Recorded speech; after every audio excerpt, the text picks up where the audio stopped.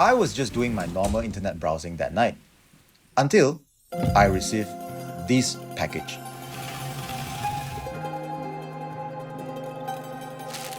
A new Lumix S9 camera sent to me.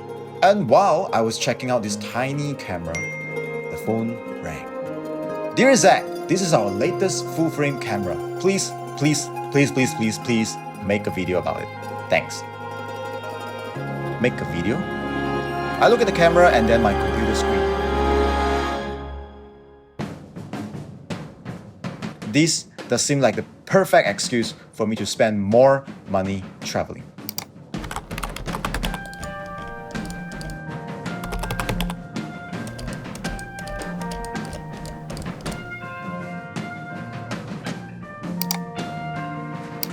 The following montage is entirely shot on the Lumix S9. It's been 6 years since I last visited Bali. I have to say this island changed a lot. It's way more crowded than I remembered. Or maybe I just grew older. The 3 locations per day kind of travel is not for me anymore. I'm better off spending my day just walking from Canggu Beach to Seminyak Beach. With the new Lumix S9, it's really not that heavy to carry. That is, excluding the 70-200 telephoto lens, of course. The waves are way bigger than I can imagine. Being a former skateboarder and a 2-day snowboarder, learning to surf starts to seem like a reasonable extension of skill. Please take off your glasses before you go surfing. Didn't aware I was wearing the glasses, I'm so used to that, and I just went into that wave, and next thing I know, it's gone. Luckily, the camera stays dry. Anyway, those footages labeled free in this montage can be downloaded from my link in the description in full resolution for your own or commercial use. Just credit my channel will do. And after this, I'm going to share my thoughts about this camera.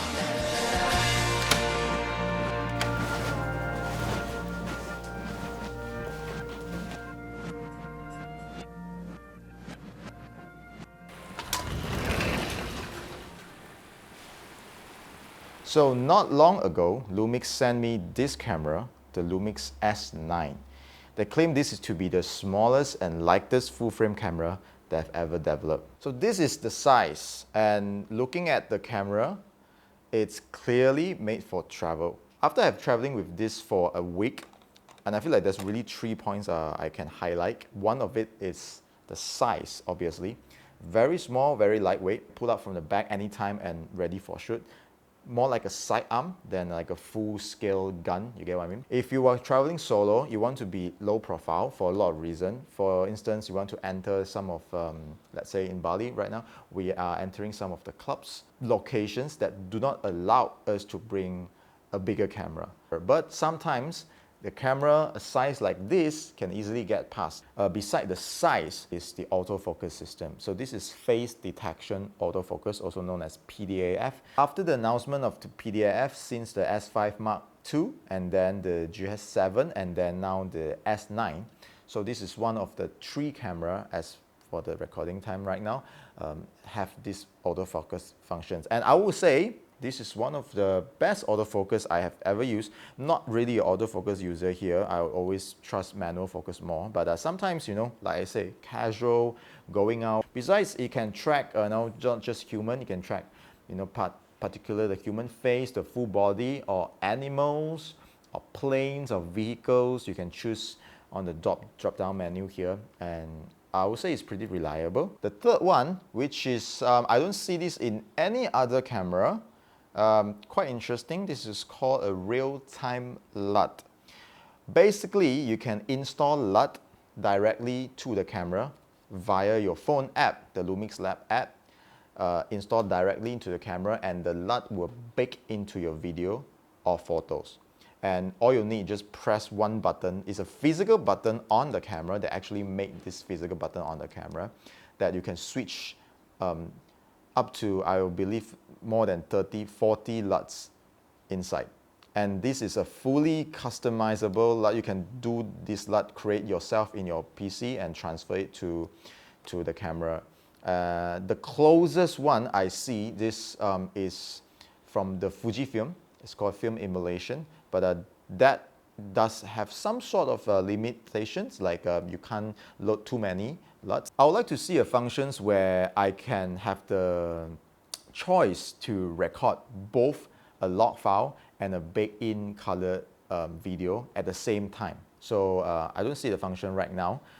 It will be a great add-on if that's possible. But right now is whenever you choose a LUT, it will be baked into that the video. So professionally, we don't use that much. Normally, we will just shoot log and come back and just do our color grading. But obviously, they designed this when they brief me about these functions. They are designing this for content creators, or like you need something fast and something nice to be able to upload to your social media as fast as possible. For people who really want something fast and something, we just not need to think too much, you can just download some of the famous LUT the creators have made and then just install here, and then you just shoot and share, that's all. But maybe for people like us who want more flexibility, I think we will still stick to shooting log file and just color grade in our PC. So talking about that, they do include something that I don't see in other more professional camera, is a new file format. It's called MP4 Lite. Okay, normally we shoot between MP4 or MOV, but right now you have an option say MP4 Lite. Obviously, MP4 Lite is designed for smartphone, and it actually say it's easier to edit on smartphone. So if you are intended to edit your travel content in your smartphone, you can shoot this in MP4 Lite and then just transfer the file via the app. There's no card reader needed. So via the app to your smartphone, and then you can start to just maybe share your video from there. So that is a new smaller file size. But you do also have the bigger file size available, like the MOV as usual. But do notice that when you choose to MP4 Lite, you are stuck with 3.8K. Okay, it's a bit weird. You are stuck with 3.8K. There's no option to go down to Full HD or whatever. There's only one codec you can use. When you switch to MP4 Lite, it's only 3.8K.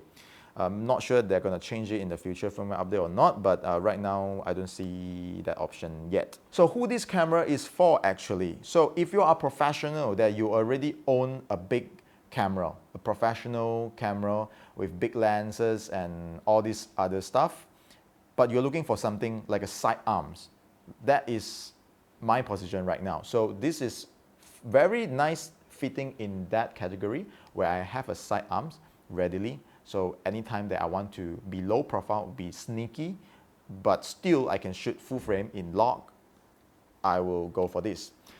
Secondly, if you are content creators like normal vloggers or travelers, you want to upgrade from a point and shoot, this is a very good upgrade.